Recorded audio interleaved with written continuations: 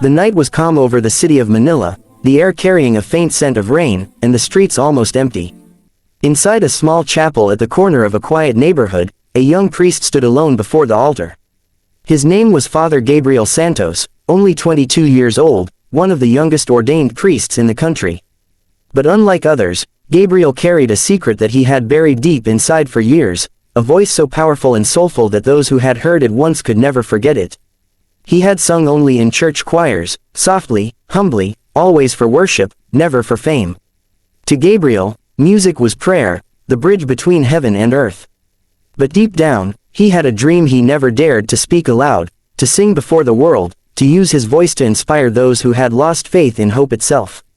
One day, after the Sunday Mass, an old woman named Aling Rosa approached him. She was one of his most faithful parishioners, her wrinkled face always lit by devotion. "Father," she said softly, "I saw something last night on television, the show, America's Got Talent. You must go there. The world needs to hear the way you sing to God." Gabriel laughed gently, shaking his head. "That's not for people like me, Aling Rosa. I am a priest. My stage is here." But that night, as he sat alone in his small room behind the chapel, the idea haunted him. He opened his old guitar, the one his father had given him before he passed away, and began to sing a song his mother used to hum when times were hard.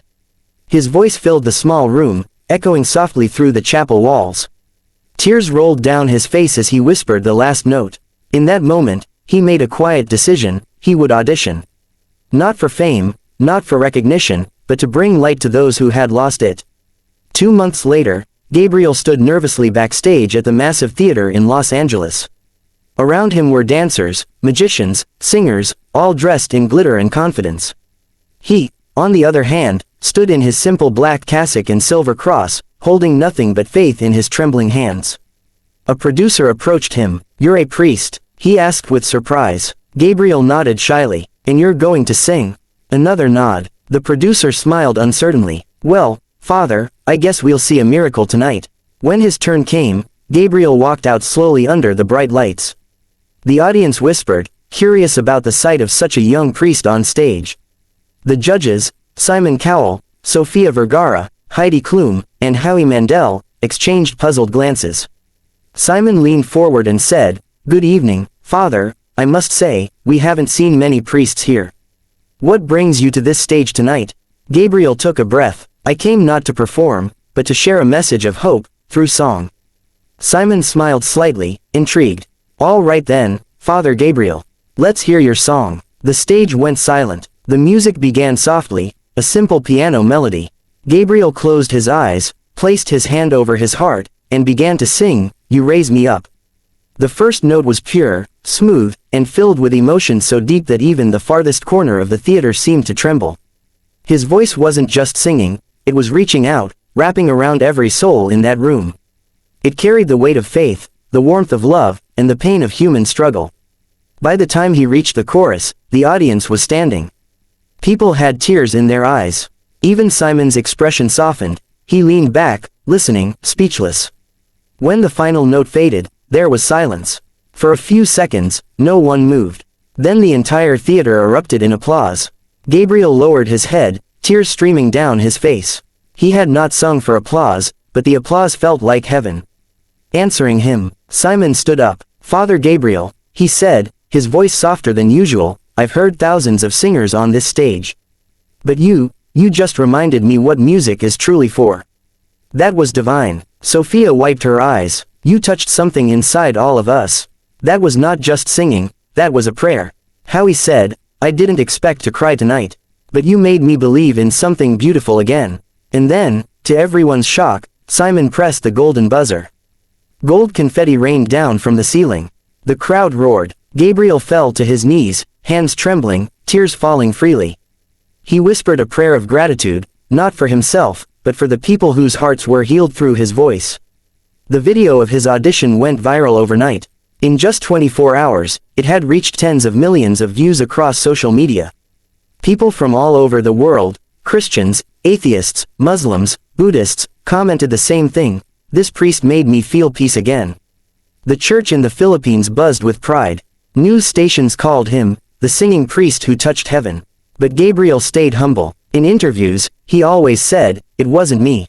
It was God through me." The following week, he returned to Los Angeles for the semifinals. This time, the audience cheered before he even sang. But something was different. Before going on stage, he received a call from home. His mother had fallen gravely ill. The news shook him. He wanted to fly back immediately, but she told him through weak breaths, "Sing, my son. Sing for me. Make the world believe in goodness again." That night, Gabriel walked onto the stage with red eyes. The judges noticed, but said nothing. When the music started, "The Prayer," by Andrea Bocelli and Celine Dion, his voice broke at the first line, but then rose higher and stronger. It was as if he was singing not just to the audience, but straight to heaven. By the time he finished, the entire hall was in tears. Even Simon stood up again, speechless. "You just sang to your mother, didn't you?" he asked quietly. Gabriel nodded, unable to speak. "Then I think the whole world heard your heart tonight." The votes poured in, and Father Gabriel advanced to the finals. But he didn't care about winning, only about spreading his message. In the final performance, he chose to sing an original song he had written himself, titled, "Light of Mercy." It was a song about forgiveness, about finding hope when the world turns dark. The lyrics told of a man who had lost his faith but found it again in love and kindness. When the lights dimmed and the orchestra began, Gabriel closed his eyes. The music swelled like waves against the shore, and his voice soared, clear, powerful, yet filled with pain and love.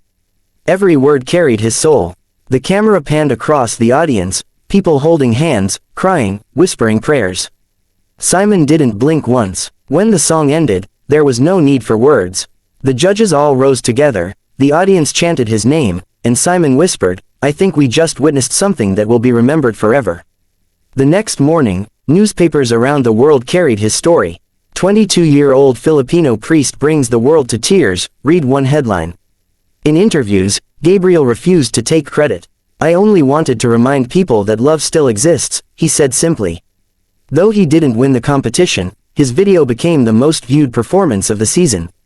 Invitations poured in from around the world, to sing in cathedrals, at concerts, in hospitals, even prisons.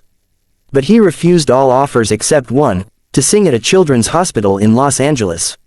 There, surrounded by children battling cancer, Gabriel sang, "You Raise Me Up," once more. The nurses wept quietly. One small boy reached out and touched his hand. "Father, I don't feel pain when you sing," he whispered. Gabriel smiled, his voice trembling. "Then that means God is here with us." Months passed. Gabriel returned to his parish in Manila, back to his small chapel. Nothing had changed. Same cracked walls, same flickering candles. But every Sunday, the pews were full, people from all walks of life, believers and non-believers, came to hear him speak and sing.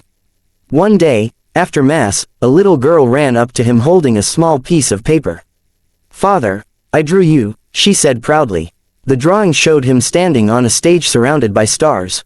Gabriel smiled and knelt. "Do you know what those stars are?" he asked. She nodded. "They're all the hearts you made happy." He looked at the picture for a long time that night. Maybe that was his true prize, not a trophy, but the light he helped awaken in others. Years later, people would still talk about him, the young priest whose voice brought faith back to millions. Some said he became a symbol of hope in dark times.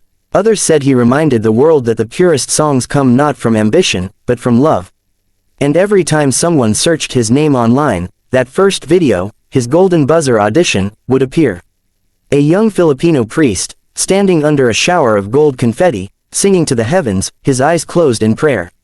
What the world didn't know was that backstage, moments after that performance, Gabriel had whispered one final prayer: "Lord, if even one soul finds peace through my voice, then let this be enough."